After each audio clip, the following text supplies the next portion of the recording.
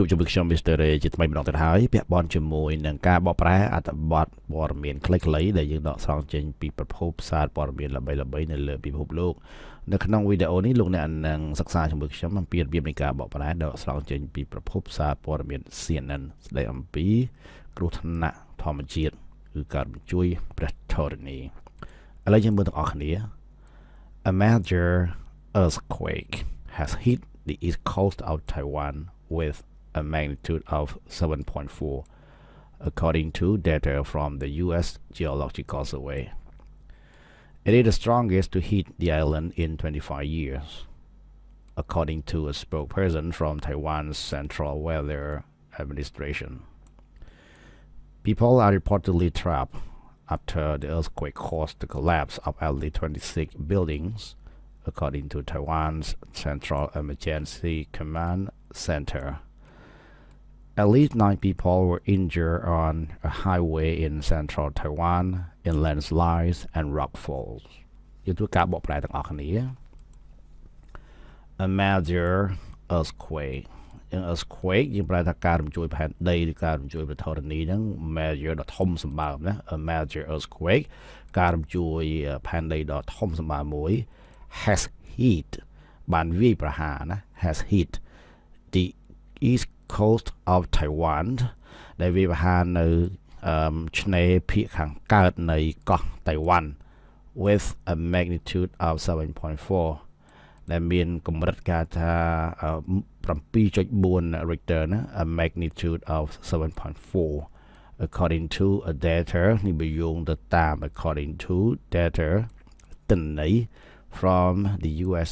Geological Survey បើយោងតាមទិន្នន័យពីការស្រាវជ្រាវភូមិសាស្ត្រ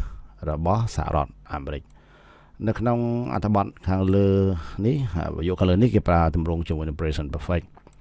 ទម្រង់ present perfect នៅពេលណាយើងនិយាយអំពីអ្វីដែលកើតឡើងមិនមានពេលវេលាជាក់លាក់អានឹងលោកអ្នកអាចប្រើទម្រង់ present perfect បានហើយព្រឹត្តិការណ៍ដែលកើតឡើងថ្មីឬព្រឹត្តិការណ៍ដែលកើតឡើងដែលយើងអត់ដឹងពេលវេលាជាក់លាក់ឬក៏ការនិយាយអំពីលើកដំបូងទាក់ទងជាមួយព្រឹត្តិការណ៍គឺយើងអាចប្រើទម្រង់ present perfect នឹងបានដែរ It is the strongest វាគឺខ្លាំងបំផុតណា the strongest to hit ដែលវាប្រហារ the island នៅកោះហ្នឹងគឺកោះតៃវ៉ាន់ហ្នឹង in 25 years នៅកំឡុងរយៈពេល25ឆ្នាំមានន័យថានៅក្នុងកំឡុងរយៈពេល25ឆ្នាំហ្នឹងមានគ្រោះថ្នាក់ធម្មជាតិរំជួយផែនដីហ្នឹងច្រើនប៉ុន្តែមួយនេះគឺខ្លាំងជាងគេណានៅក្នុងរយៈពេល25ឆ្នាំហ្នឹង according to a spokesperson បើយោងទៅតាមអ្នកនាំពាក្យ spokesperson អ្នកនាំពាក្យ from ពី Taiwan's Central Weather Administration ជានៅពេលដែលយើងឃើញ fresh យើងបកពីខាងចុងមកវិញអញ្ចឹងមានន័យថារដ្ឋបាល administration weather រដ្ឋបាលអាកាសធាតុ central កណ្ដាល Taiwan របស់កោះតៃវ៉ាន់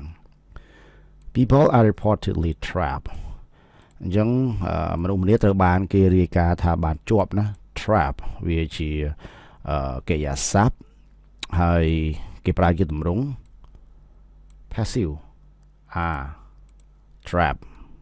អញ្ចឹងត្រូវបានគេរាយការណ៍ reportedly អញ្ចឹងមនុស្សម្នាត្រូវបានគេរាយការណ៍ថាបានជាប់ after the earthquake បន្ទាប់ពីការរំជួយផែនដី caused បណ្ដាលឲ្យគេ cause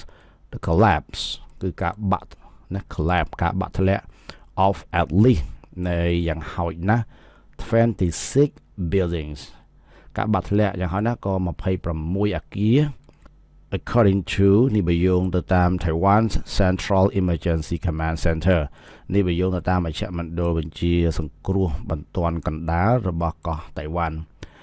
At least 9 people យ៉ាងហោចណាស់មានមនុស្ស9នាក់ were injured បានរងរបួស on a highway នៅតាមដងផ្លូវធំផ្លូវ highway in central Taiwan នៅឯកោះតៃវ៉ាន់កណ្ដាលកោះតៃវ៉ាន់ in landslides and rockfall នៅក្នុងករណីគេថាបាក់ដីណា landslide បាក់ដីហើយជាមួយនឹង rockfall គឺការធ្លាក់ថ្មពីលើភ្នំ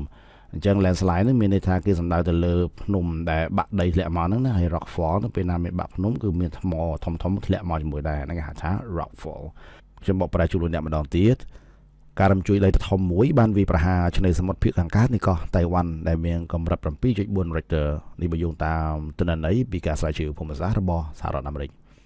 យោងតាមអ្នកនាំពាក្យរបស់រដ្ឋបាលអាកាសធាតុកណ្ដាលរបស់កោះតៃវ៉ាន់បានឲ្យដឹងថាវាគឺជាការវិលុកដ៏ខ្លាំងបំផុតដែលវិលុកលើកោះតៃវ៉ាន់ក្នុងរយៈពេល25ឆ្នាំមនុស្សត្រូវបានគេរាយការណ៍ថាបានជាប់គាំងបន្ទាប់ពីការរំជួយដីបានបណ្ដាលឲ្យដួលរលំអគារយ៉ាងហោចណាស់26នេះបើយោងតាមមជ្ឈមណ្ឌលបញ្ជាការសង្គ្រោះបន្ទាន់កណ្ដាលរបស់តៃវ៉ាន់មនុស្សយ៉ាងតិច9នាក់បានរងរបួសលើផ្លូវ highway 1នៅកណ្ដាលកោះតៃវ៉ាន់ក្នុងការបាក់ដីនិងការធ្លាក់ថ្ម